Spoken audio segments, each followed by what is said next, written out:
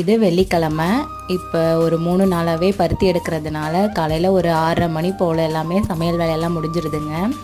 அதுக்கப்புறம் மீதி இருக்க வேலையெல்லாம் பண்ணிகிட்ருப்பேன். பாத்திரம் விலை கழுவுறது, வீடு கூட்டுறது, இந்த வேலையை பண்ணுவேன். ஹஸ்பண்ட் வந்து எனக்கு ஹெல்ப் பண்ணுவாங்கங்க. என்னென்னா வாஷிங் மிஷினில் துணி போட்டிருந்தேன்னா அதை எடுத்து காய வச்சுருவாங்க. எனக்கு தண்ணி பிடிச்சி கொடுக்குறது, பசங்களுக்கு வந்து டிஃபன் பாக்ஸ் எல்லாம் ரெடி பண்ணுறது எல்லாம் அவரும் கொஞ்சம் எனக்கு ஹெல்ப் பண்ணுறதுனால கொஞ்சம் சீக்கிரம் எல்லா வேலையும் முடிச்சிருவோம். எப்பயுமே வந்து நாங்கள் 2 பேருமே வேலைகளை வந்து ஷேர் பண்ணிக்குவோம். எனக்கு அவர் ஹெல்ப் பண்ணுவார், அவருக்கு நான் ஹெல்ப் பண்ணுவேன். அந்த மாதிரி தாங்க. ஹஸ்பண்ட் வந்து இந்த வேலை நம்ம செய்யணும் செய்யக்கூடாது அப்படின்லாம் நினைக்க மாட்டாங்கங்க. நான் கேட்டேன்னா எந்த வேலைனாலும் செஞ்சு கொடுத்துருவாங்க.